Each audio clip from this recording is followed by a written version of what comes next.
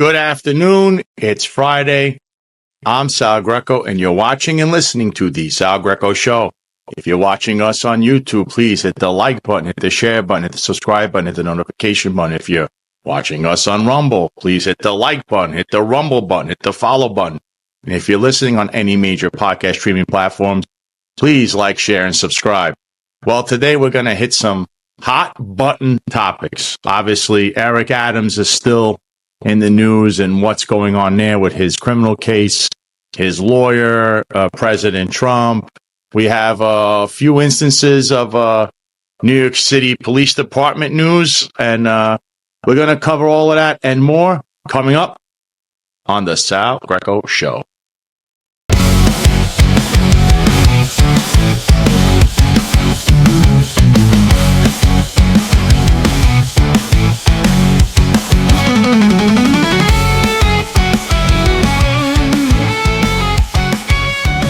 Show. We are going to discuss, of course, Eric Adams and the New York City Police Department, some news with that. But here to talk about this wonderful subject is somebody who's helped expose not only the hypocrisy of what's going on, but the Eric Adams administration itself and the New York City Police Department under Eric Adams. And that's Eric Dym, who's the co-host of the Finest Unfiltered podcast. Eric, welcome back to the Sal Greco Show. How you been, brother? Always a pleasure. Always a pleasure. The Finest Unfiltered, Sal Greco Show. Awesome. Love it, brother. You look sharp, by the way. I feel underdressed, but you know what? You look good. I like the pocket too. Impressive. You know, I take my cues from some of the best in the business, you know, but what can I say? Well, Eric Adams was one of the best dressed men in Stone's list. On Stone's best dressed list, Eric Adams actually made it. So even as corrupt as he is, he still dresses really nice. I mean, all that corruption has to go somewhere, which is probably in his suits. Well, tailored suits, may I add. So we were talking about Eric Adams. Since we're leading in with that, I was going to read something off to you. As everybody knows, the DOJ, Trump's DOJ, apparently has dismissed Eric's charges with prejudice. So there's been a lot of chatter and a lot of things that have been going on behind the scenes. Recently, Eric Adams' lawyer, Alex Spiro, had a press conference or something where he made some statements. So this article comes from the Daily News. It says, Adams' lawyer calls criminal corruption case over despite potential for renewed prosecution. And this was written by Chris Sommerfeld. Mayor Adams' attorney, Alex Spiro, voiced confidence Wednesday that the mayor's public corruption case is over, even as President Trump's Justice Department has left the possibility of refiling his indictment as early as this fall. This case will never be brought back. It wasn't a real case in the first place, Spiro told reporters at his Manhattan office in his first public remarks since the Justice Department ordered that Adams' indictment be dismissed with some unusual caveats. Those caveats were spelled out in a memo emailed Bove, Trump's ex-personal defense attorney and now number 2 of the Justice Department, sent to the Manhattan U.S. Attorney's Office Monday night. Bove directed the office to dismiss Adams' indictment, charging him with taking bribes and illegal campaign cash from Turkish government operatives in exchange for political favors. But Bove also wrote that the Justice Department was taking no stance on the strength of the case against Adams in order that the next Senate-confirmed Manhattan U.S. attorney, likely to be Trump nominee Jay Clayton, launch a review after November's mayoral election to determine whether to re-prosecute Adams. In calling for the dismissal, Bove said Adams' indictment has unduly restricted him from helping Trump with immigration matters as the Republican president looks to target undocumented individuals in New York and elsewhere for mass deportations. Bove also argued that ex-Manhattan U.S. Attorney Damian Williams, who filed the indictment against Adams and then resigned before Trump's inauguration, attracted prejudicial publicity to this case, an assertion Spiro echoed Wednesday as he questioned whether Williams was motivated by greed or fame in bringing it. As of Wednesday evening, however, interim Manhattan U.S. Attorney Danielle Sassoon had yet to act on Bove's dismissal request. A spokesman for Sassoon didn't provide comment. Pam Bondi, Trump's newly minted Attorney General and Bove's boss, expressed surprise Wednesday night that Sassoon hasn't already filed a motion to dismiss Adams' case. That case should be dropped, she told reporters in Washington. I did not know that it had not been dropped yet, but I'll certainly look into that. The reference to immigration enforcement in Bob's letter has prompted legal experts and others to argue Trump is dangling a possibility of a future re-prosecution of Adams as a threat if he doesn't help the president enough with going after undocumented immigrants. The Reverend Al Sharpton, a longtime friend to Adams who holds significant political influence in the city's Democratic Party circles, on Tuesday compared the situation to Trump holding the mayor hostage. In his news conference, Spiro confirmed he has in recent weeks spoken privately with leaders in the Justice Department about the possibility of dropping the mayor's case. He also revealed that as part of those conversations, they talked about Adams' ability to deal with immigration enforcement and other issues. The equities of all this, including all the functioning of the government and the mayor's ability to enforce national security issues, terrorism threats, immigration, and everything else, his functioning, of course, came up, Spiro said. But Spiro vehemently denied making any commitments about specific immigration actions Adams would take in exchange for a dismissal, calling that notion absurd. This isn't hanging over anybody's head, he said. The case is over. I think everybody knows the case is over. Later Wednesday, Adams appeared in public for the first time since the Justice Department's bombshell order and was asked by reporters if he could assure New Yorkers he's not beholden to Trump. Look at the record, Adams said on his way into a town hall event in Queens. Look at what I have done. Now I have recovered this city. How we have fought for the safety of everyone in our care. There's nothing going to change with that. Since he was first indicted on bribery, fraud, and soliciting foreign donation charges in September, Adams has repeatedly maintained that his ability to do his job hasn't been affected. The mayor often points to drops in some crime categories as an indication that he has continued to be able to do his job well, even while under the indictment. But Spiro told reporters Wednesday that Adams' professional abilities were obviously affected by his legal woes. Obviously, if you indict the sitting mayor of New York City, who has lots of responsibilities for public safety, that has an impact on his ability to function, he said. Kayla Mamalik, Adams City Hall spokeswoman, didn't return a request for comment on whether the mayor agrees with his lawyer about that matter. This article was also written with Molly Crane Newman. Eric, what are your thoughts about reading that whole mishigas there? What's going on there? Wow. So first of all, let's go to Eric Adams, right? So Eric Adams says that he brought the city back to where it needs to be, and it refers to public safety. This has been the perception management, I must say, coined by Marlon Bethel, member of the Finance Unfiltered family, when it comes to perception management or perception control. The bottom line is that Eric Adams and his administration has been trying to control the narrative during his tenure as mayor. And the narrative has been your reality of what you see is only your perception. And they've gaslighted the public. Now, I'm no fan of a former mayor, Bill de Blasio. Absolutely not. But I think we were actually in a better state of affairs under Bill de Blasio in comparison to Eric Adams. I think Bill de Blasio took us to the edge of the cliff, and I think Eric Adams took us off the cliff. And when I talk about an analogy, that's the state of affairs that we are in right now. Eric Adams appointed an administration based on nepotism and cronyism, and to me, it equates to corruption. And no longer could you actually say, hey, that's an hypothesis or that's an anecdotal experience observation. This is an observation that we're all making at this point. And Sal, you always talk about low information voters and or low information people. And sometimes I laugh. I think, it's like, wow, are there that many stupid people? But the reality is, whether you're in politics or not, and if you're paying attention or not, I think everyone has been awoken by the Eric Adams administration and saying, what's going on here? What's going on here? And that document is completely inaccurate, right? Because the actual letter in itself says that it would be without prejudice. So according to Alex Spiro, I think Alex Spiro is gaslighting the public also. He's taking the same page from Eric Adams to make people believe that no charges could come forward and that this is closure. This is no way, form, or shape that this is closure, because at any point they could come back with charges because it says it's without prejudice at the time. The question is, why are they doing this? So at this point, Donald Trump, you have to figure, right? He talks about the art of the deal. For Eric Adams, it would be the art of the steal. But at this point, I don't understand what the game plan is. I haven't figured out myself, but it's quite peculiar. And I think at this point, it's a sad moment right now. It's a sad moment for this country. And I think the message to our young children out there is become a politician. You can walk on water. Yeah, I listen. I have been beating the drum on this over and over again. President Trump campaigned to drain the swamp. He was going to bring balance back to the rule of law, and there's not going to be any more political persecutions. And we're not. But Here you are literally doing exactly what your predecessor was doing and what you claim was done to you by just squashing something that's very serious. Many people have already pled guilty in this case and have become witnesses. And one of them in particular had stated that Eric Adams had told one of these co-conspirators, now turned into a witness, to not tell the FBI anything and don't worry, they can't find the cash. Now, that doesn't sound like somebody who's not guilty. That doesn't even sound like a mayor or somebody running for office. That sounds like a street thug acting like one. And, and to segue into the very next thing, which kind of has to do with this, in one retrospect here, President Trump and the DOJ is like, they're so wrong, it's almost borderline like corruption, criminal, all of that.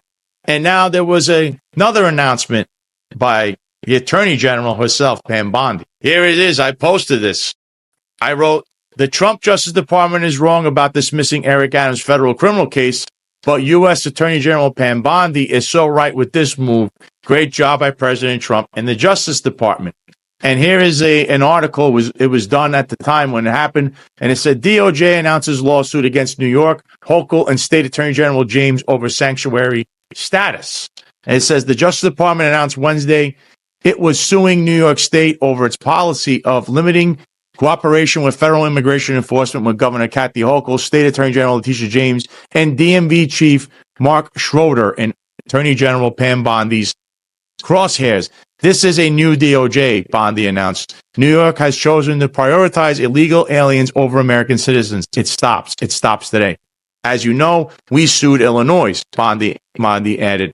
New York didn't listen, so now you are next. Last week, the Justice Department asked a federal judge to immediately strike down sanctuary policies in Illinois and Chicago, arguing state and local officials are an obstacle to the federal government's enforcement of the immigration laws and discriminate against federal immigration enforcement. Well, it's no surprise that we got to this point, right, where we have the federal government and our state and local governments at odds with each other. And so, Sal, this is something that you speak about quite often. And I said, I remember when you first said it, I said, wow, that really resonates. It says, you know what?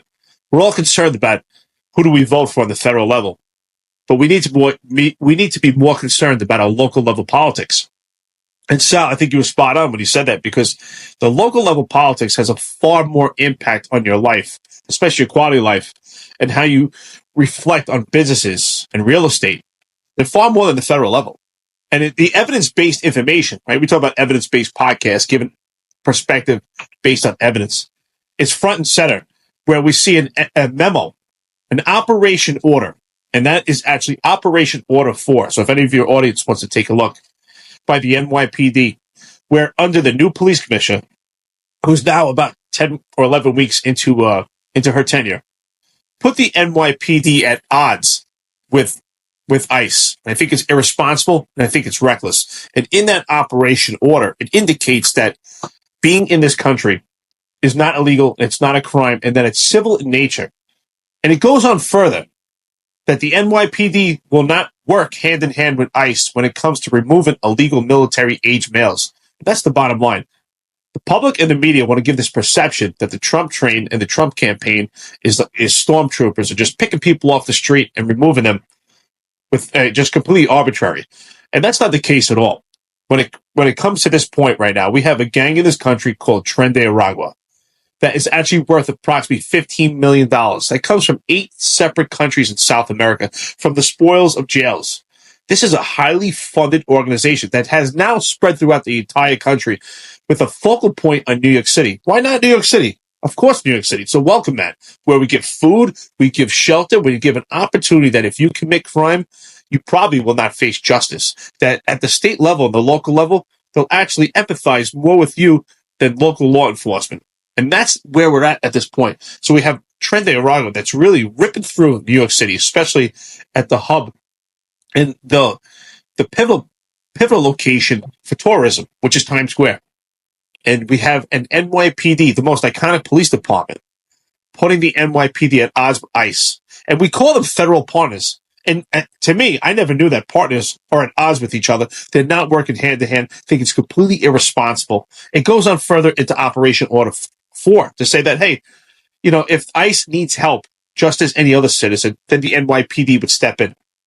That's the only time the NYPD step in. That's absolutely ridiculous, where the NYPD should communicate and correlate with ICE based on information, because information leads to intelligence, and intelligence is information that could actually succeed to public safety. It's kind of ironic and it's a paradox, especially when Eric Adams says the prerequisite to prosperity is public safety. Not with Eric Adams' administration, not in this New York City. I think you make really good points there, especially the fact that the NYPD had its own operational memo about how to go about this. The only issue here is that I'm having is how come Eric Adams is not named in this lawsuit, or the New York City Council. New York City Council put forth the legislation that was passed in New York City, and it restricts how the New York City Police Department can operate. Eric Adams can try to put an executive order. It would be challenged, but then all that constitutional crisis would be in front of a judge, where you want a judge to dissect what's federal, what's state, and what's local. Eric Adams has been a coward and never brought anything like this forward, much like the right to shelter law, which has been in and enacted for many, many decades, actually, never exactly states that you have to house undocumented illegal aliens. It states you have to shelter legal citizens. They are documented citizens. That's the law. Never stated anything about illegals, but Eric Adams never bothered saying a word, never challenging it. And by the way, he was welcoming them in like nothing. He loved having illegals in because he was making plenty of money with those migrant shelter contracts. Just ask his buddy, Tim Pearson, Mr. Crumbs himself, who was asking about where's his crumbs when it came to the migrant shelters. So I don't know what President Trump or his DOJ knows, but I'll tell you this. They're having a vote, actually they're having a court hearing where Eric Adams right now, he approves of 800,000 illegal immigrants voting in local city elections. What do you think about that, Eric? That bill, that was a bill that he didn't veto, that he was for. He was for illegal immigrants voting in local elections. What do you think about that? Is that Mr. MAGA Mayor? Is that on the Trump America First agenda? Well, I always said Eric Adams was pre-indictment Eric, and then I say he's blue MAGA, because I think he was always blue, but when he was supporting Trump short term, because he was MAGA for a period of time trying to seek a preemptive pardon, or now he's at the point where the Department of Justice has dismissed the charges altogether. So Eric Adams, he really is a survivor. He's always winning, and he's winning at this point, and effectively, as the first indicted mayor of New York City, he could be reelected as the first indicted mayor of New York City. This is absolutely atrocious what's going on here with Eric Adams in the city. I just think that we're in spoils right now. I think the city's going into peril. I think we're at a point where it's not a viable place to live anymore in New York City with congestion pricing, with a city that's out of control. I mean, Eric Adams talks about public safety being the prerequisite to prosperity, and back and forth. We talk about this perception management. I just think it's out of control with Eric Adams. And I think it really is a sad day that we've gotten to this point. And to me, we're also telling the American people that we have a threshold. We now have a threshold with corruption. And this corruption seeps into this illegal, and that's why I want to bring us back. It seeps into this migrant crisis and these illegal military-age males, because we talk about the appearance of propriety. There's every reason to believe that there's some type of private contract kickback from these hotels that we utilize to house illegal military-age males and different types of migrants. So at this point, what does that equate to? 800,000 votes. That equates to a potential second term, which is what I'm talking about here. Why? Eric Adams won the primary in his first election with less than 500,000 votes. Think about that. A city of 8.5 million people. We talk about voter apathy. Eric Adams won the primary with less than 500,000 votes. So 800,000 illegals have the ability to vote. That solidifies it. That validates it. That's kind of like that's the hook, line, and sinker. Yeah, he actually won that primary in the, I believe it was ranked choice voting or whatever they were doing at that time. He won by like 7,000 votes over the second place person in a Democratic primary. So, yes, having illegals vote in a local election would change it demographically, and also could change it one way or the other. It could be a tsunami. So, yeah, and he is the godfather of the illegal immigrants. He's the, what do they call him, the Papi Chulo of them? I don't know, but that's what Eric Adams seems to be. And then we have Godfather 4? Yeah. So, and then there's this entire, now I don't know if you've seen this, I'm going to put this up on the screen. There's an entire conspiracy theory by, get this one, Bill O'Reilly, who's came out of retirement or whatever old age home he's in right now, to come up with this wild conspiracy on Chris Cuomo's show. So I wanted to play this for you and get your thoughts on it. Trump wants to get Letitia James and Alvin Bragg. That's what this story is all about. Nothing else there. He went after Illinois because he wants to get Pritzker. Hates him. And the way to do that is to deny the states of Illinois and New York the federal grant money. The New York Post reports today $8 billion is going to get held up by the Justice Department that would have flowed into New York State, which is running an astronomical deficit here. Okay. So the easiest way to do this is to file civil suits against the governor and the attorney general. Then the question was, why is the mayor of New York left out? Because he doesn't matter. He doesn't matter.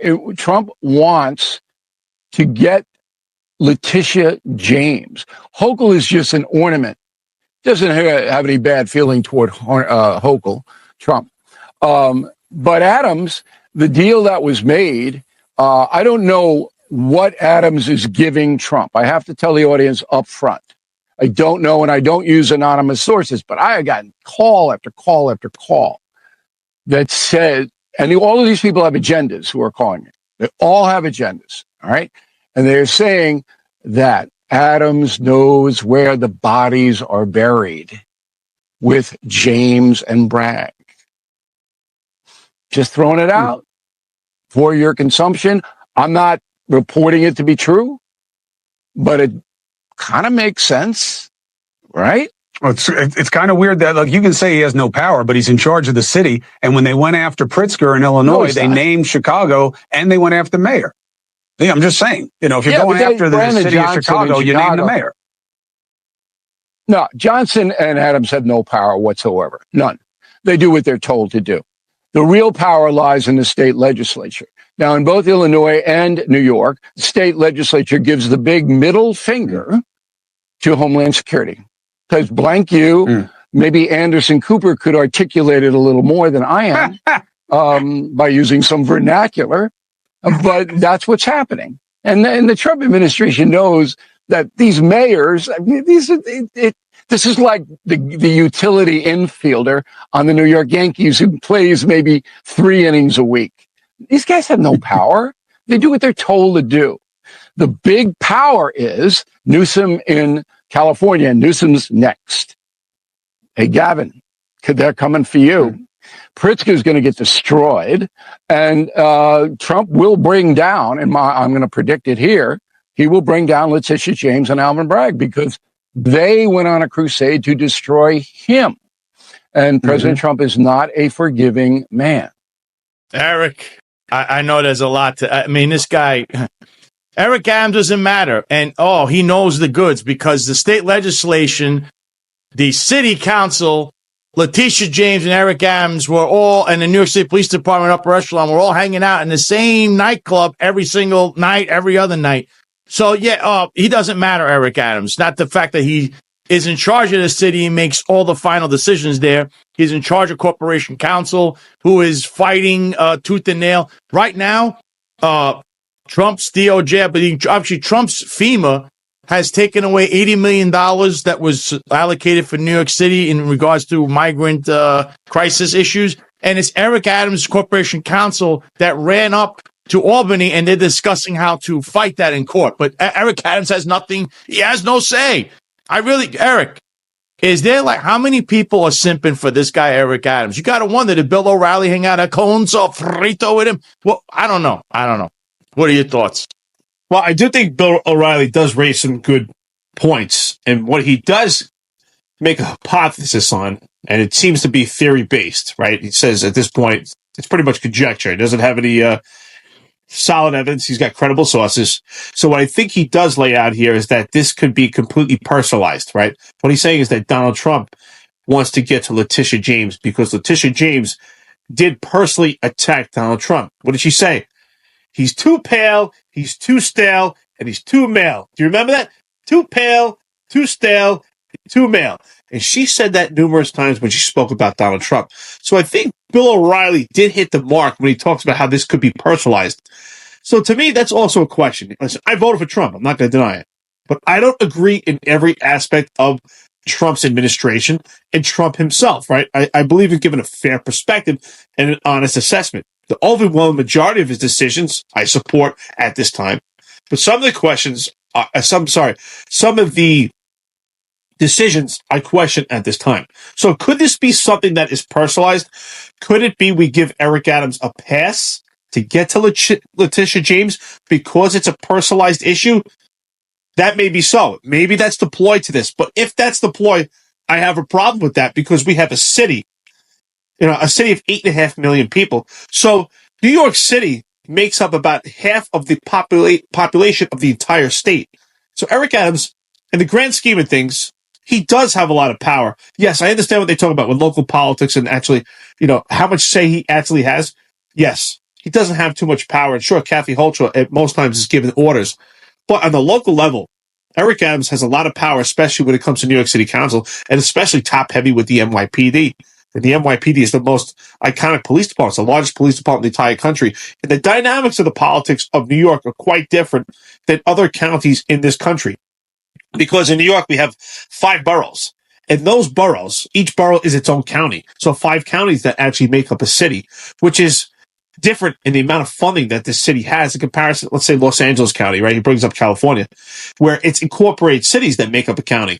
But in New York, it's 5 counties that make up a city. So it's far different dynamics. So I think that's where he's kind of missing the mark. So Eric Adams does have more power in that sense. And that's why it's reflective of what you said.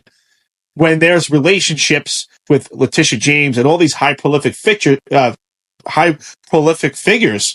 that are hanging around with nefarious characters at Casa Fritos in the Bronx and other places, but particularly that place where they all mingle and meet, there's a lot of information that is passed on.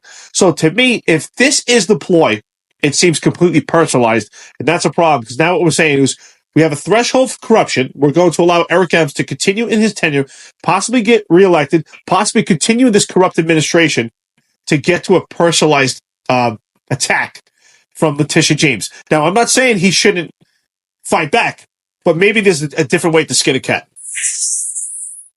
Yeah, I think that Letitia James would have issues if we just take a look at Sam Antar's X account and go to whitecollarfraud.com. He brings up a ton of financial issues, campaign financial disclosures. There's a lot of issues there, contributions, how the money was used. And I think you could nail Letitia James on that aspect. And if you go back to her days in the city council, I am sure with the 8-to-1 matching funds program that Eric Adams completely abused and took $10 million, Letitia James probably did some of the same, if not worse. But of course, now, how do you charge Letitia James with the very crimes you're letting Eric Adams skate on? Eric Adams doesn't really know what Letitia James does because Eric Adams is doing his own thing. And as far as Alvin Bragg goes, I could guarantee you Alvin Bragg was never seen at Casa Frito and is not part of that crew. So I don't know what or where Bill O'Reilly's pulling this theory. I think there's a lot of people that are hoping and wishing and gunning for things. But here are the facts that I could state unequivocally.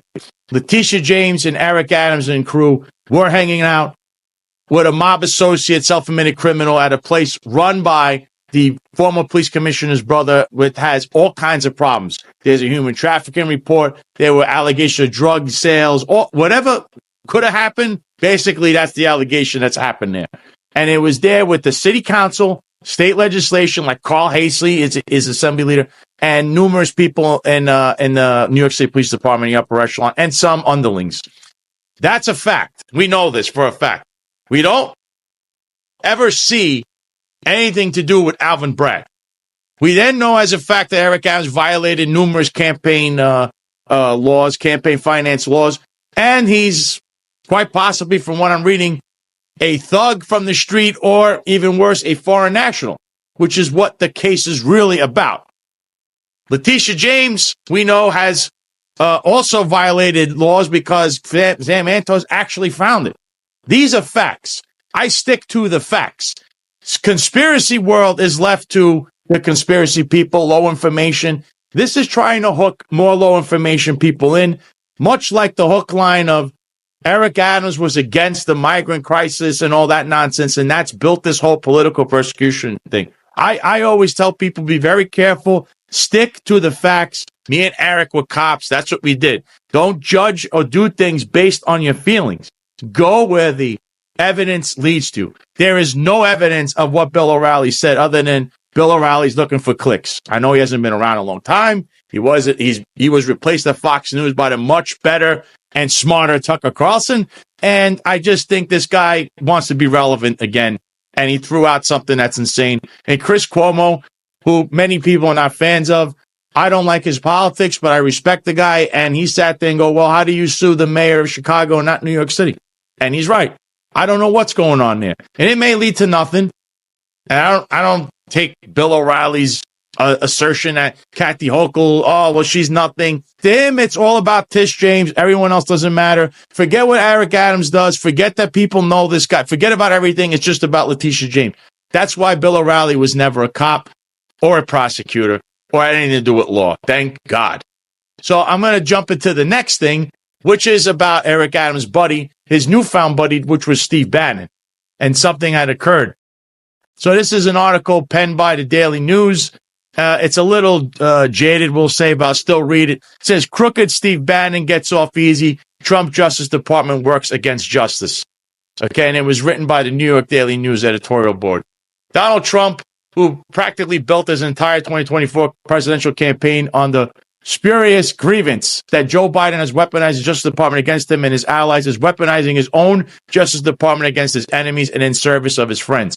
We reintroduce you to one of the most odious creatures from the Trump swamp, Steve Bannon. Bannon, the professional right-wing populist firebrand who ran Trump's 2016 campaign and was Trump's first chief strategist as president, was charged with collecting millions of dollars for a nonprofit called We Build a Wall. While he promised that none of the money they donated would be used to pay the salary of the organization's president, Ryan Colfage, he secretly was funneled hundreds of thousands of dollars, according to prosecutors. Manhattan federal prosecutors built a strong case against Bannon, Colfage, and two others before the end of Trump's first term, which the president wiped away with a pardon on his final night in office. While Bannon escaped, the non-pardon trio went to federal prison for years. Manhattan DA Alvin Bragg and New York Attorney General Tish James then picked it up in 2022, indicting Bannon for fundraising fraud.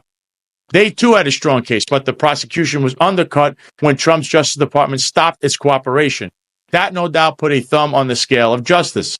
So Tuesday came a Pyrrhic win in Manhattan court. Bannon pled guilty to one felony count, getting a 3-year conditional discharge, meaning he'll face no punishment if he doesn't reoffend.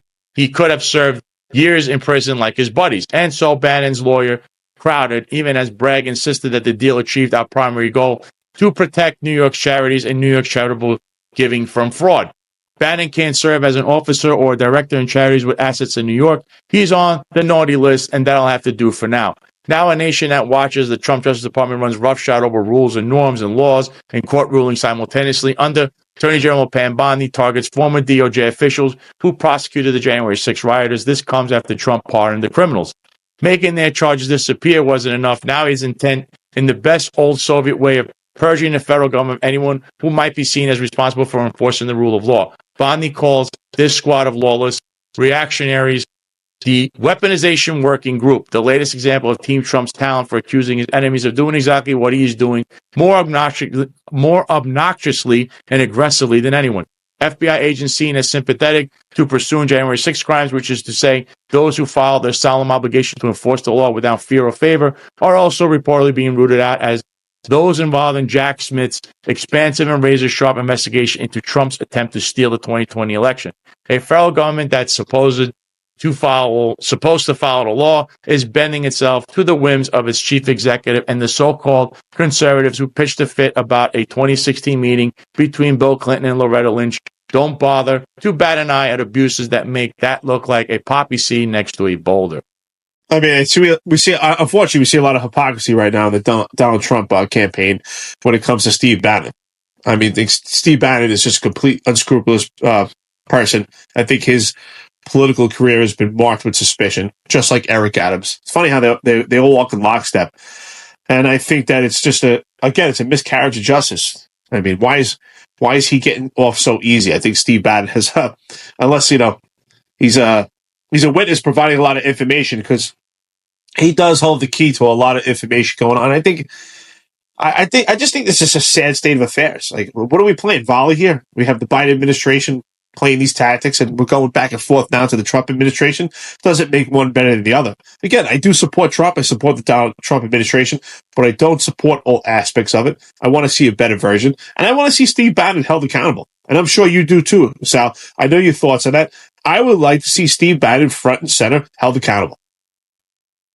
I think this was there's nothing you can do because there was a dead end. The Justice Department wasn't cooperating anymore with this prosecution. But Steve Bannon will never be held accountable. There were plenty of people that went to jail, and they went to jail because they listened and followed Steve Bannon's lead. I guess that's the way the cookie crumbles. But we're seeing the same thing repeat itself again with Eric Adams. And it's funny that he used Artie Idala, which is Eric Adams' pal. That's one connection. He's also representing Ingrid Lewis-Martin, which is Eric Adams' chief advisor, now former chief advisor. At the New York Young Republican Gala, it was Steve Bannon that was throwing lifelines to Eric Adams. We all know that Boris Epstein, the chief legal advisor to President Trump, while he wasn't president, this guy came to prominence through Steve Bannon in the war room. He's also the reason ML Bove became a personal attorney, because he was hiring and firing people around Trump legally for the legal counsel. And ML Bove is a friend of Boris Epstein. So it's funny. The entire connect the dots here leads back to the same circle over and over again. And the way these events have unfolded really is leaving people raising their eyebrow and questioning, why are the Trump Justice Department and Trump himself and what is going on here and why? Because it's Eric Adams who has affected the lives of numerous Trump supporters. And I won't lie, mine included, by terminating me and many others, but he is still fighting those cases in court when he could just drop his appeals. He's already lost that in court. But that's who Eric Adams really is. He likes to play both sides of the fence. And I think right here, although the article's a little skewed, it really is upset that Trump is trying to clean out the Justice Department, which is his prerogative. He can hire and fire who he wants as far as who is his employees. But the fact that there might have been some dubious actors who pushed something, whether you like it or not, that happened on January 6th, I think that's worth a look at. And if anybody did do something illegal, then they should be prosecuted. As far as Steve Bannon goes, I believe Steve Bannon was guilty. He's been guilty of a lot of things, but somehow this guy skates going to jail for years, while others that were around him and did the same thing have had their lives ruined. Sounds very familiar lately, doesn't it?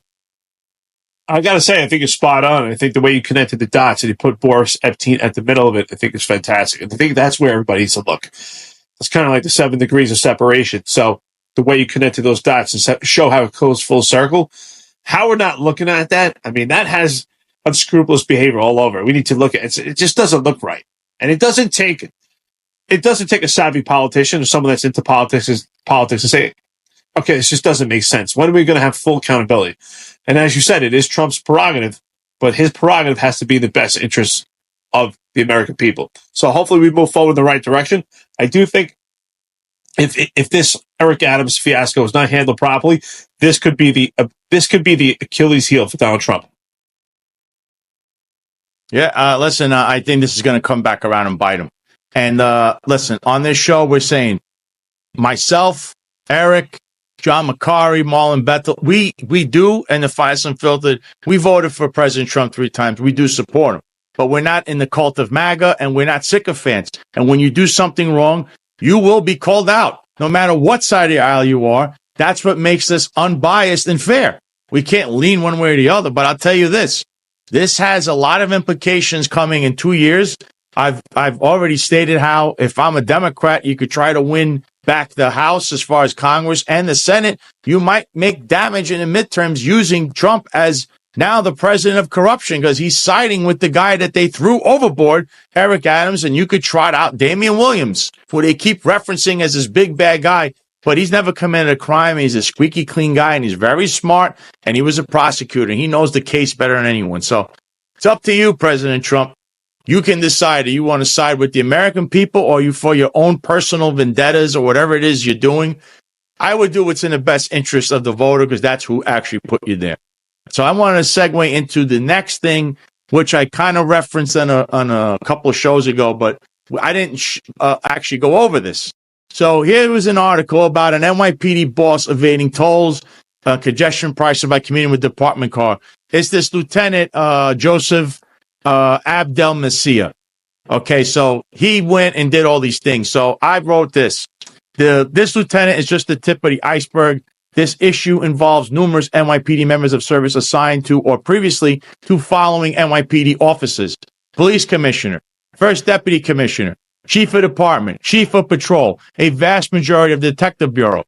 Former chief of department Jeffrey Madry's former detail would allegedly sign into work from the Highway 3 station house in Queens, including his executive assistant, Sergeant Sarah Shattuck, who allegedly signed into work every day from Highway 3 station house, then drove into One Police Plaza instead of just starting work from 1 PP like everyone else has to do.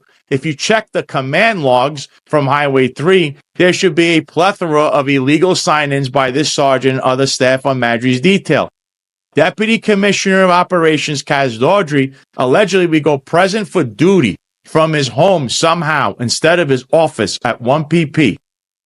His NYPD security detail was forced to allegedly pick him up with his children. They are non-NYPD personnel, for people who don't understand this lingo, putting the city in serious liability if injured in a police car for any reason. To drop them off to their school, then drive Kaz Daughtry into One Police Plaza, where he should have been first to sign into work to begin with.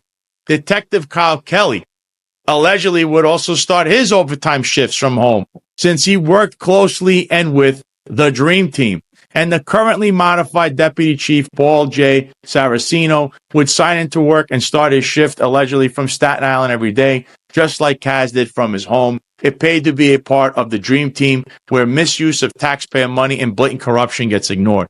What does New York City indicted Mayor Eric Adams know about all of this? Did he approve this behavior and allocate the abuse in the city's NYPD budget? Maybe the Southern District of New York should look into this, since the Department of Investigation has done a piss-poor job at holding everyone accountable at the executive levels of this administration. Hashtag the Sal Greco Show. Hashtag the finest unfiltered.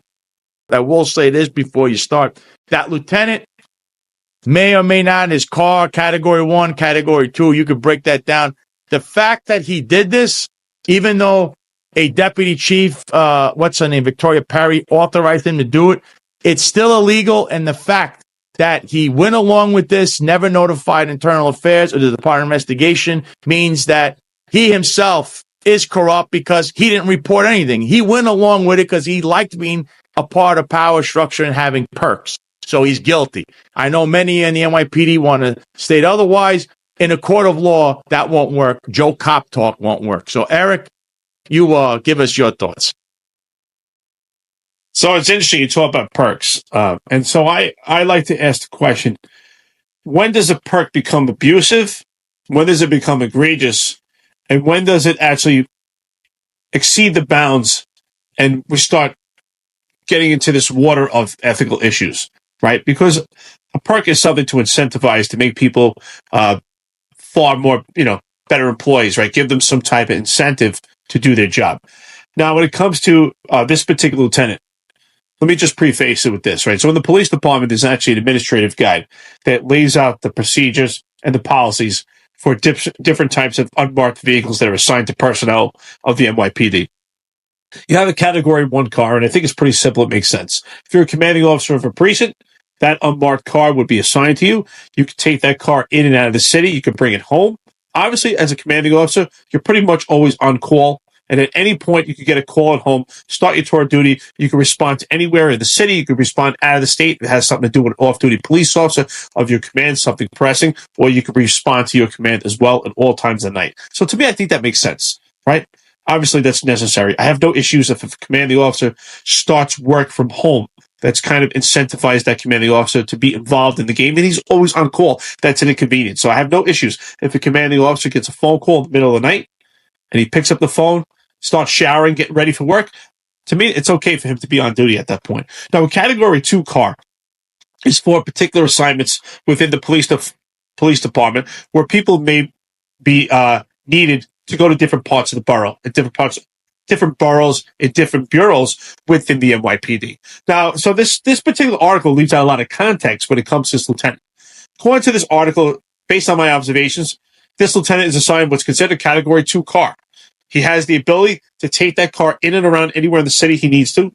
So we have to infer and think he's possibly on call. I don't know why you need to be on call in community affairs, but let's say, okay, maybe he goes to situations of unrest, but he's assigned to Manhattan. And the issue here that comes up in this article is that he lives in Staten Island and he parks his car at the teleport, which is the youth division at the teleport in Staten Island, which is 6 miles from his home. So is that a perk? Is that something to incentivize him? Now, if he actually has business at that location, Staten Island, I have no problem with it. If he starts his tour there because he has business there and then he's using the phone the entire time as he's traveling an hour or an hour and a half into Manhattan because of traffic, then I have no issues. But if he just parked it there just because he can, and then he drives to Manhattan and starts his tour, and he's about 2 hours into it, not doing anything, well, then I have an issue. I don't believe it's all out corruption. I do believe it's misconduct. But according to this article, he was given the authority to park his car and start his tour at the location. So the question is, who gave him that authority and why? And Victoria Perry is the one in charge. And we know that she was promoted by rocket fuel because of nepotism and cronyism within this administration. So I think the problem falls on leadership. I don't have an issue with this lieutenant. If he was told and authorized that he could do it, well, then the problem is with the leadership of that. What I do have, when we talk about perks, and we talk about abuse, and talk about ethical issues, is the credible rumors we have heard about Kaz Daughtry, Deputy Commissioner of Operations, who's tied to Eric Adams by rocket fuel of his promotion and nepotism, where it's reason to believe that Kaz Daughtry has his security detail, which we don't even know why he has a security detail. That's another issue. But has a security detail, pick him up with his children, bring his children to school, and then actually report for work. Now, that I have an issue. Once in a while, I don't see a problem. You're Kaz Daughtry, Deputy Commissioner of Operations, you get a call, and it's last minute, and you start your tour, you happen to be you're taking your kids to school, you've been inconvenienced. I have no issues with that. But to do that constantly, just because you can, and bring your kids to school, I have a problem with that. Because I think about the female police officers assigned to the NYPD. And there's numerous NYPD female police officers that have to pump their breath for 2 hours before they get to work. And then take their kids to school. And it's about a 3-hour operation. And they have to be on time to work. And they don't have those perks. So I have an issue. To me, that violates those ethical issues. Yeah, man, look, you make some good points. But overall, when you're asked, whether in an interview or in a courtroom, Lieutenant Abdelmissa, you had permission from who? Victoria Perry. What is your training and what does a patrol guy tell you to do? Is it say you can park the car and avoid tolls and do all this stuff? No, you have to actually sign into where you work. Oh, so she authorized it. You didn't have a problem with this. You don't see that she's actually violating the patrol guide. So you didn't notify Internal Affairs or the Department of Investigation. You just went along because you want to be part of power structure. And that's where he will be found guilty of whatever you want to hang on him. I understand in the grand scheme of things, he's the lowest fruit on the totem pole. But the article starts with him, and I put out all these other people and other officers that have done the same, if not worse. Kaz Daughtry being the worst. How do you sign in from your home? Allegedly, Saraceno did the same thing. And I hear these guys always say, oh, they're great. They're great cops. Oh, they ignored when I, was late 10 minutes, so they didn't say anything. So they're great people. No, you can't excuse this kind of behavior because this guy could get away with it. Kaz Daughtry gets away with it. Everybody gets away with whatever they want. But The poor officer that was off post like a half a block. The poor officer that comes in with white socks, doesn't have his whistle, and is getting charged. That guy has no reprieve. What's his excuse? He's going to get destroyed. So the rules don't apply to some people, but they apply very harshly to others, especially if you're not having any ties to the cronies or nepotism. And now I'm going to read this article and show you a video with this, Eric, and I'm going to get your take on this because this will be this is a brand new article and a brand new case that's upcoming. And it's brought to you by Eric Sanders, once again, my attorney. He's also the attorney of Lieutenant Quatisha Epps. And this is a new lawsuit. NYPD assault. Legal filing alleges inaction by Mayor Adams and top police officials. It's a press release. 4 men filed notice of claim alleging NYPD officers targeted them without cause, assaulting one, and attempted to obstruct evidence. A notice of claim has been formally filed with the New York Comptroller's Office on behalf of claimants Benjamin A. Try, Alistair Alexander, Wilfred R. Try, and Harold B. Thomas, alleging racially discriminatory policing practices, unconstitutional stops, excessive force, and wrongful arrests by officers of the New York City Police Department. The filing details a December 7, 2024 incident in Queens where claimants were unlawfully stopped, physically assaulted, and detained without legal justification. Allegations and notice of claim. The notice of claim alleges that on December 7, 2024, at approximately 4 a.m., claimants Benjamin A. Try, Alistair Alexander, Wilfred R. Try, and Harold B. Thomas were legally traveling in a 2021 Mercedes-Maybach sedan S580 and New York registration KZY 2940 in Queens when they became the targets of an unlawful and discriminatory police stop. The claim asserts that the claimants had recently patronized Starlets of New York, located at 4909 25th Avenue, Woodside, New York, 11377, and were proceeding northwest on 25th Avenue toward 49th Street when they were subjected to what they describe as a racially motivated pretextual stop. There's a picture of the car. It's hilarious. It's actually a nice car. According to the notice of claim, claimant Try, the driver, observed an unmarked dark vehicle ahead of him and another behind him, maneuvering in a manner that appeared to box in his vehicle. Upon reaching a traffic light at 49th Street, claimant Try initiated a right turn onto 49th Street heading northeast. Immediately after completing the turn, the dark vehicle suddenly activated their emergency lights, signaling for claimant Try to stop. The notice of claim asserts that this vehicle stop was unlawful and racially motivated, lacking responsible suspicion or probable cause. The claim further states that an unidentified male approached the driver's side window and declared that the tint on the windows was too dark. The individual, later identified as police officer Brian A. Guzman, shield number 22997, tax registry number 971080, then ordered claimant Try to exit the vehicle. However, Officer Guzman failed to use a tint meter to measure the visible light transmission, VTL, percentage of the windows as required under the New York Vehicle and Traffic Law, VTL 375-12A2, rendering any issue citation unenforceable and unconstitutional. The claimants allege that the traffic stop was pretextual and based solely on an officer's subjective visual estimation, which does not meet the legal standard for enforcement. The notice of claims alleges that the NYPD routinely applies window tint laws disproportionately against Black and Latino drivers as justification for stop searches and interrogations in a pattern of racial profiling. Escalation and use of excessive force. As the stop escalated, Sergeant Emir M. Ferrer, shield number 2512, tax registry number 943232, approached the passenger side and aggressively ordered claimant Alexander to exit the vehicle, shouting, "Get the F out of the car." Claimant Harold and Thomas, not understanding what was occurring, attempted to display Police Benevolent Association PBA cards with Sergeant Ferrer discarded. At that moment, claimant Alexander heard a commotion and observed claimant Thomas falling out of the vehicle and landing on the ground near the curb. He saw multiple NYPD officers surrounding claimant Thomas, who was face down on the pavement, while Police Officer Guzman and Police Officer Anthony N. Riccardi, shield number 13105, tax registry number 970134, repeatedly punched him in the head, face, and body. The notice of claim further alleges that while this assault occurred, Sergeant Ferrer and Lieutenant Andrew C. Dixon, tax registry number 943170, stood idly by and did not intervene. Claimant Alexander, who was recording the incident, asserts that several officers, including Sergeant Ferrero, used flashlights to obstruct his camera view. Additionally, officers allegedly turned off their body-worn cameras to conceal their actions. The notice of claim also states that Lieutenant Dixon falsely denied that officers had struck claimant Thomas. False arrest and prolonged detention.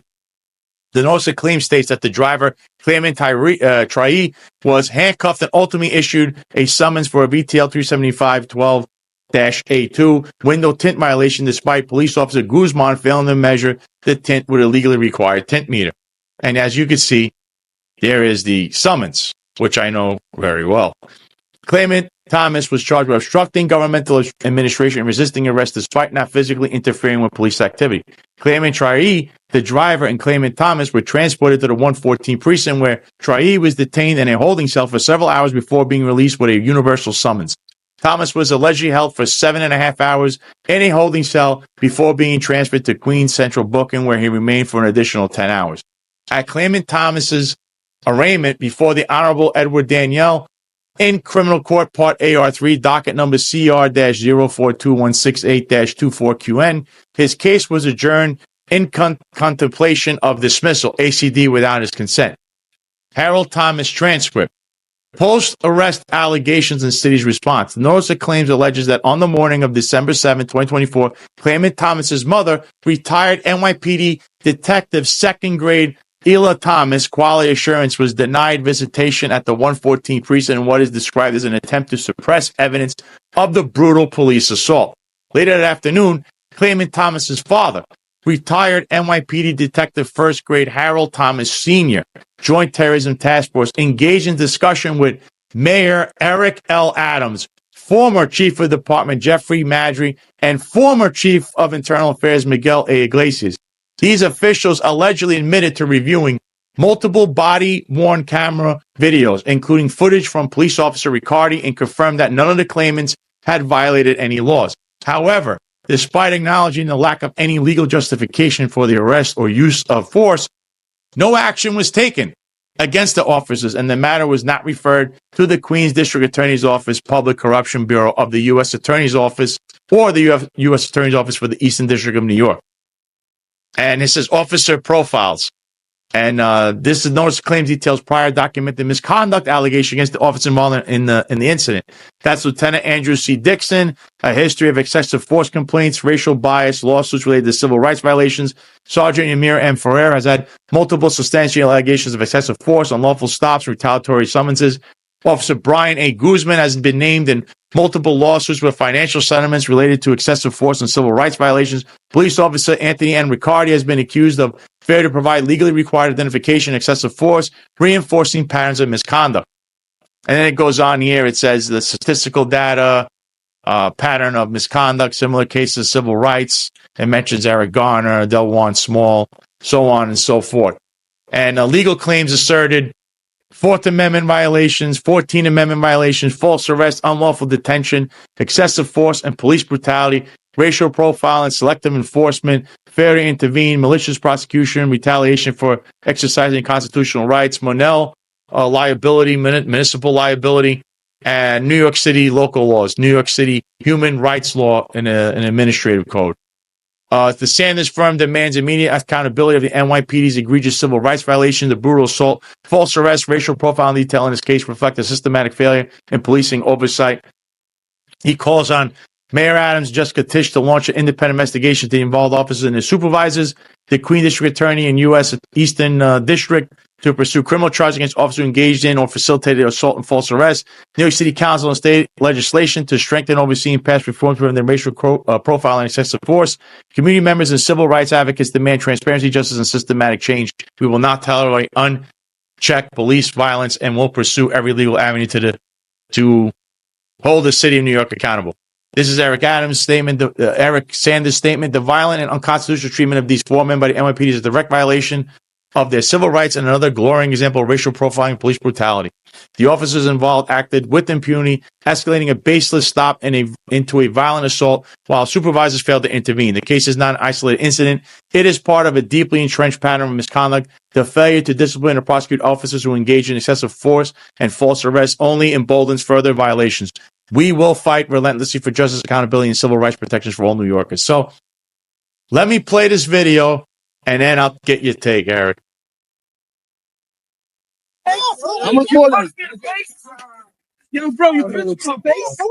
Yeah. Why are you punching me? Why is he punching him? Why are you punching me?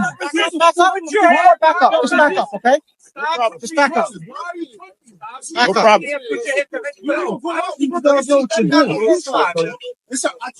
Back up, sir.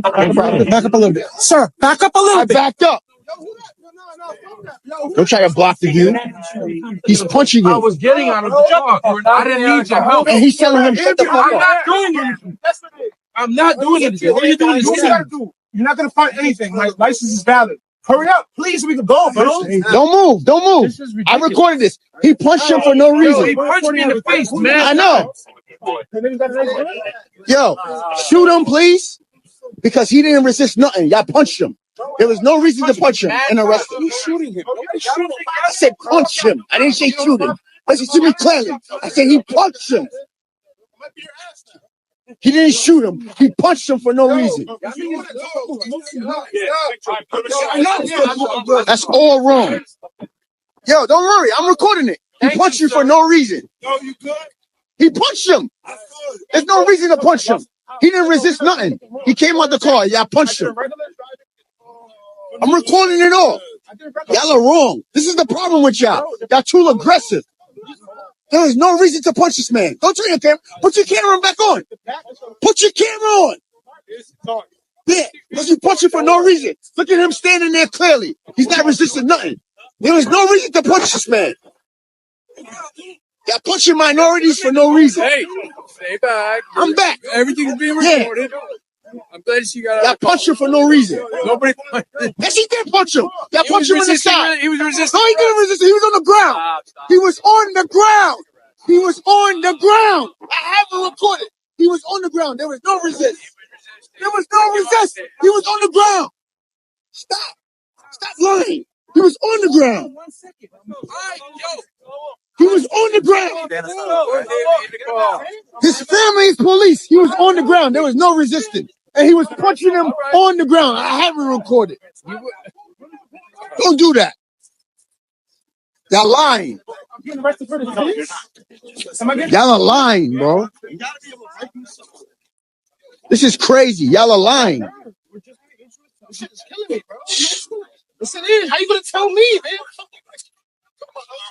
Don't say nothing. What you telling me don't hurt? Yo, don't say nothing. Don't say nothing. Stop talking to them. We're going to sue. Don't talk. Because you know what they're doing. He lied and said he didn't. The man was on the ground. He's punching him. There was no reason to punch him. Yes. They're not doing nothing wrong. They're not doing shit. Pull me over, nigga. There's nothing in the car. So y'all gonna feel y'all are gonna feel foolish. I'm recording it all. Y'all are gonna feel y'all are gonna pay me. I'm not gonna have to work.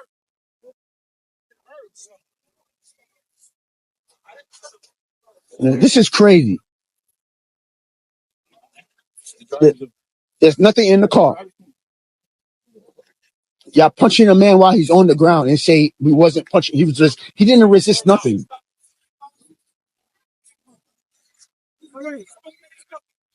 Put him in the car.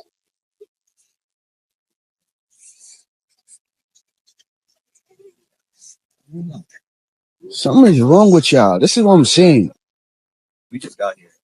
I'm not saying you, but your other friends, they doing this. We're going home. We didn't shoot nobody. We didn't have a fight. We didn't have nothing. Why are y'all messing with us? Why? I understand it's not you because y'all weren't. I understand it's not you. I'm not even putting you on camera. It's not you. It's these white guys because they're racist. Because they see a fancy car and they're racist. That's who it is. Eric, what do you think after seeing that? What are your thoughts on all of that, knowing all the facts of what's going on there with Eric Adams and company behind that, and know about that and say that there's no response from them? Well, here's what I see. I mean, I've been involved in numerous force cases, plenty, and I've deployed punches myself plenty of times. I never stomped anybody on the ground. Unlike what we saw from the khaki pantsuit. Never. I have punched people before. I have deployed strikes. Sometimes it's necessary. It's ugly. But what we're missing from this video is extreme out of context. So how do we get to the floor? What happened before then? I have what's in the lawsuit. I understand that. I think a lot of the stuff about the racial bias, I think that is complete conjecture that's mostly involved. So we can't prove that they're racist or anything like that. But what I would like to see is the complete context. So I think on behalf of the New York City Police Department, we talk about transparency. And this is administration that lacks transparency. They should just put out the body camera footage from all perspectives, from every police officer who was there, and then we could make a determination and then make a public announcement. But based on this, I don't believe there's enough context. I can't say at this point that those punches were necessary or not. But according to them, according to what the lieutenant is saying at that point, that he's resisting, we see he's on the ground. I do not see his hands are cuffed at that point yet. So it's tough to make a determination without context. We need more context of how we got there and how he was actively resisting. But I think that transparency is key. Release that body camera footage so we can actually make a proper determination. I would like to see the body camera footage myself. To me, this doesn't look good only because one guy went over a cop to go over to his back to punch him. I mean, what is that about? It's not like he's on the ground kicking and screaming. You have him already handcuffed. I don't see why you got to punch the guy in the head or the face. But again, I mean, this is like the Wild Wild West out here, some of these guys. And it's funny how the guys that came in said, we don't know anything. Like, we had nothing to do with this. So they want nothing to do with that entire scene. And by the way, though, Eric, the summons is issued falsely because if you don't have a tit meter, I know this. I had to work in citywide traffic where all these guys did for a living was write that you needed a tint meter. You can't just write that summon. It'll be dismissed. So then your stop was for what? Other than you think. I'm going to go out on a limb. I think that stop was done because they thought this car would have something in it. They saw a Maybach. And then they pull over. They start talking to them. They think they have something, and there's nothing there. Well, that's where I have a problem. So I did intrusive police work the majority of my entire career, doing anti-crime and special operations, plain clothes, doing intrusive police work. So under the case of People versus the Board, being intrusive when you are detaining someone for the purpose of getting an illegal firearm, they should just address that, right? But unfortunately, what's happening here is contributing factors, right? We have a lack of leadership, inept leadership. We have a lack of training. We have police officers that are doing intrusive police work that really don't understand how to do it, while simultaneously they lack the training. There's no support from the legislation system. So at this point, we have police officers doing intrusive police work that really don't know how to do it. And what they're doing is they look for probable cause for a violation to lead them to something else. And that's what I believe what's happening here. I believe that they saw a car tinted up, which is a traffic infraction. And in my opinion, you could actually make that you could make that assessment based on your observation. I have testified personally in traffic court, and I've actually testified personally in gun cases where I did not have a tint meter. But based on my experience, I could see that tint was excessive and had less than 70% light transmittal, right? Which is what you need in New York State. You need 70% light transmittal. So you can make that based on your observations. And I was also trained with tint meter, which doesn't say much. You use it for 2 seconds and document that you train with it. But I think that they should actually just say that. And Eric Sanders lays out in the complaint that they used a legal justification of a pretextual stop to look for something further. And I think that's what they should articulate. And that's the problem. They should just be transparent. But I believe they probably lack the training. And it comes down to the leadership under Eric Adams. They need to express that, hey, I have a traffic infraction. Maybe the car is weighing down other factors. Maybe they're working in an area that's been plagued by shootings. They have informants that are giving credible information about potential adversaries or persons of interest, subjects in possession of illegal firearms. And then based on all these contributing factors, you conduct a stop. And then once that door opens and you make an observation on that occupant, some behavioral indicators of an illegal firearm, you take him out of the car. That would be documented as a stop under the case of People versus the Board, which is a level 3 intrusive stop. You stop someone based on reasonable suspicion. But what I see based on this complaint, so based on the complaint, is that there's a traffic infraction, and then they utilize that to get to that next step. So that's where the problem is. I don't necessarily believe that's corruption. I believe that's a training issue. And as far as do we have people in those positions that are suitable? I watched that video. It was kind of dark. I could not tell if the subject was in cuffs or not. I did see the punches. So if the person was in cuffs, that's another question. However, there are times, unfortunately, sometimes people cuffed can still be a threat. You still have two legs. And there's still other ways. I mean, I've had female perpetrators in handcuffs grab me by the groin while they were cuffed. I've had, there are situations. At the same token, if he was not a threat, he was under complete control at that point, then those punches would be not necessary. But again, let's see the body camera. Let's release those body cameras, and then we can put this to bed. Yeah, Eric, I find it odd that, of course, it was people that know Eric Adams personally called Eric Adams, called Miguel Iglesias and Jeffrey Madry, and they're just standing around and don't do. I mean, you hold a guy in a cell for all that time. Was there a force report done? The TRR report? Was there an ambulance called? You punched the guy in the face. I guess all of that will be to be determined. Although we know we don't have any, there is nothing there right for the moment. One last thing before you go, I have to hit this. I posted this. Is the NYPD or the DOI ever going to investigate NYPD members of service for constantly associating with people reasonably believed to or have engaged in criminal activity? Or is it just a Sal Greco rule pertaining to if associated with Roger Stone? My lawyer is asking. And look, here's this guy, Joe and Patrice and Joe Ayala, the guy that runs the Spanish Society. Here they are with Steve Bannon. I mean, I'm pretty sure you just heard what happened to him. Here they are with Rudy Giuliani. Rudy Giuliani's been engaged in criminal activity, apparently. I mean, he's been in and out of court for it. There's the illustrious Jimmy Rodriguez, the self-made criminal mob associate and manager of Connoisseur. And here's, again, Jimmy Rodriguez. Eric, what do you think? Does this rule apply to everyone, or is it just being applied to Sal Greco? I mean, how does this rule even work? The NYPD should just completely eradicate this policy of criminal association. We know that they modified it, amended in the NYPD patrol guide as a knee-jerk reaction to the case of Sal Greco yourself against the city of New York, along with the police department, along with numerous characters of this administration. Criminal association should not be a policy anymore. I've said this for years, and I'll continue to say it. To me, it should just be common sense.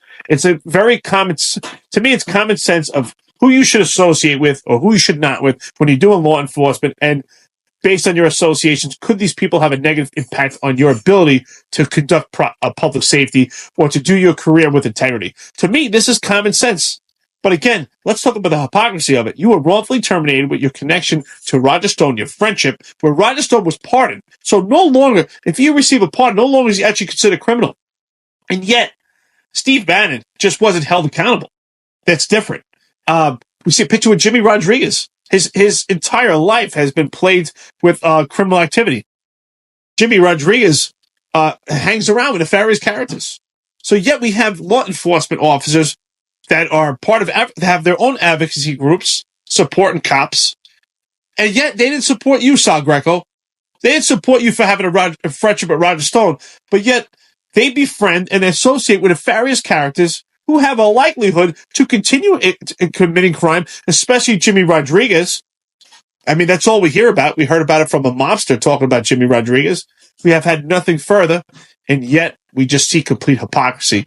So you know what? If you're a police officer out there and you're not standing up for Sal Greco right now, you have to ask yourself, how do you view the world? Well, I'm going to say this. The criminal association rule, I think, is arbitrarily applied. We will see our day in court. And obviously, I have plenty of ammo to throw back at the New York City Police Department because it seems that the rules only apply to certain individuals. Eric, thanks for coming on the show. It's been a riveting hour. Once again, check out Eric Dym. What's your handle on X and on Instagram? So check it out at Eric Dym Cop, of course. If you want to check me out myself on social media, on Instagram and also X. I predominantly spend my time on X. But of course, check out the Finest Unfiltered, New York's Finest Retired Unfiltered podcast with myself and John McCary. You can find John D. McCary on X and IG. And of course, our brother and family, Sal Greco. He has a show, 12:05. Awesome show by Sal Greco. Our shows are in the morning, Monday through Friday, 8:05. We have check out Marlon Bethel, who does a lot of background work for us, right? On Instagram and X. Fire detective for wrongfully terminated for not succumbing to the vaccine mandate. And of course, we have Jack Stern behind the scenes doing production. Check him out. And now we have a new show. We had a pilot, and that was The Executive Perspective. That's with Ron Layson and Rob Lukesh, former executives of the New York City Police Department. So we're growing, and thank you to Sal Greco. I appreciate it. Sal, always a good show. Pleasure. Thank you, Eric. Thank you all for watching. This has been another riveting show, and keep at it on the Finest Unfiltered channel. We're going to have a lot more material and a lot more shows coming forward. And with that, I'm going to say, everybody, have a good rest of your Friday. Have a happy weekend, a good weekend. Drink responsibly. Be responsible out there. And we'll see you next week. Until then, adios.